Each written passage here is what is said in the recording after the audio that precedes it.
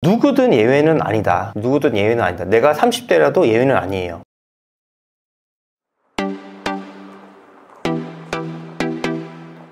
안녕하세요. 성공한 아빠입니다. 오늘은 퇴직 후 자영업으로 많이 선택하는 커피숍 창업의 현실에 대해서 이야기해 보겠습니다. 많은 분들이 그 회사 그만두시고 이제 하시는 것들이 보통 커피숍, 편의점, 이제 치킨집 이런 거잖아요. 많은 분들이 커피숍을 또 많이 이용하시기 때문에 커피숍이 좀 안정적이지 않을까? 이렇게 생각하시는 분들이 많은 것 같아요. 하지만 현실은 그렇지 않은 경우가 많습니다. 그래서 오늘은 40대 직장인 박재우 씨, 제가 아는 지인분의 친구분이에요. 그분이 그 퇴직 후 커피숍을 창업했다가 겪은 그런 이야기들이 있거든요. 그 이야기를 오늘 한번 들려드려 볼 테니까 여러분들이 회사를 그만두시고 자영업을 했을 때 그런 냉혹한 현실, 그런 것들과 그리고 미리 어떻게 준비를 해야 될지의 그런 중요성에 대해서 한번 말씀을 드려 보겠습니다. 가명을 박재우 씨로 하고 이야기를 한번 들려드릴게요. 박재우 씨는 30대 초반에 어렵게 대기업 계열사에 입사를 했습니다. 취업도 힘든데 대기업에 들어갔으니 이제 안정적이겠지? 그렇게 생각하면서 누구보다 열심히 일을 했죠. 그렇게 열심히 일을 하면서 승진도 승승장구했고요. 그리고 30대 중반에 이제 어느 정도 안정화되는 상황에서 결혼도 하고 아이도 한 명 낳았습니다. 나름 안정적인 삶을 살고 있었죠. 근데 문제는 2020년부터 시작이 됐던 것 같아요. 저랑 좀 비슷하네요.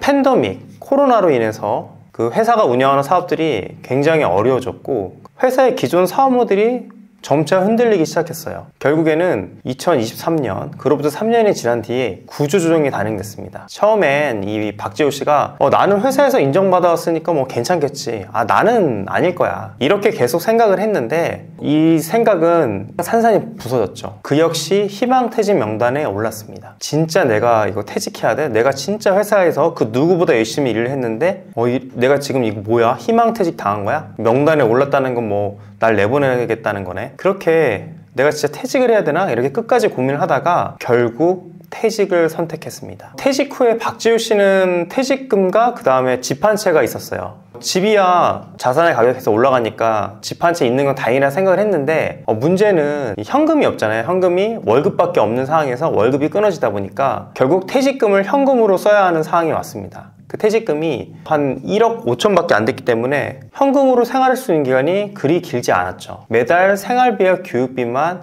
최소 300만 원, 정말 최소로. 그러니까 아이 학원비, 가족 외식비부터 해서 차량 유지비, 전기세, 통신료부터 기존에 써왔던 가닥이 있기 때문에 이것들을 줄이는 게 쉽지 않았습니다. 사실 이 박재우 씨는 외벌이였거든요. 왜냐면 아이가 지금 태어난 지 얼마 안 됐고 와이프는 이제 경단녀가 됐죠. 그래서 이 생활을 유지하는 게 쉽지 않았습니다. 아이 학원은 꼭 보내야 되고 가족과의 생활을 유지해야 하니까 결국 이런 퇴직금으로 계속 생활을 메우긴 시작했는데 시간이 지나면서 꾸준한 월급이 없기 때문에 굉장히 불안감도 커졌어요. 그래서 퇴직 후에 다른 직업도 고민했습니다. 처음에는 자기가 하던 일에 경력이 있기 때문에 그쪽으로 이직을 하려고 했는데 생각보다 쉽지 않았죠. 왜냐면 가뜩이나 경기가 다 어려운 상황에서 유사한 류의 경력직들이 많기 때문에, 왜냐면 문과를 나왔거든요. 그래서 이직도 쉽지 않았고, 그리고 이직을 한다 한들 또 이런 일을 겪게 되잖아요. 그래서 차라리 이럴 거면 기술직을 배워야겠다 싶어서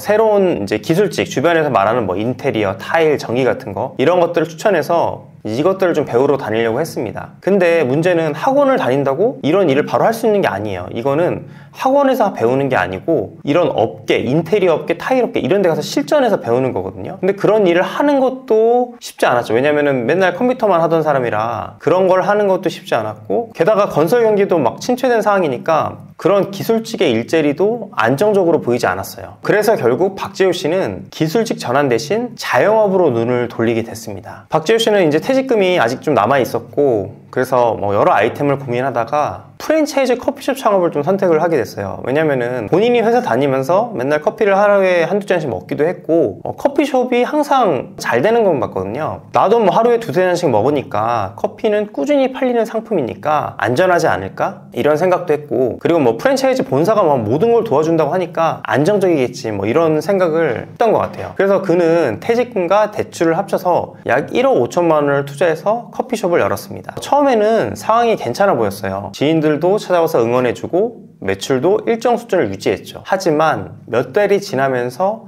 현실적인 문제들이 하나 둘 드러났어요. 첫 번째가 고정비용의 압박이에요. 매달 본사에 지급해야 하는 로열티와 재료비, 그리고 임대료, 인건비, 커피 머신 할부금까지 매출이 있어도 순이익은 거의 남지 않았어요. 두 번째로는 포화된 시장이었죠. 한 집 건너도 아니고 한 집 옆에 커피숍이 생겼죠. 메가가 생기면 옆에 컴포즈가 생기고 백다방이 생기고 최근에 우지 커피 이런 것까지 그냥 옆으로 쭉 나열돼서 생기는 거예요. 그리고 이런 프랜차이즈끼리도 뭐 커피 가격이 가뜩이나 1,500원, 2,000원 하는데 그 안에서도 할인 행사와 쿠폰 경쟁이 치열해서 그런 것들에 대한 부담을 전부 제가 이 박재호 씨가 제가 지금 빙의를 한 거네요.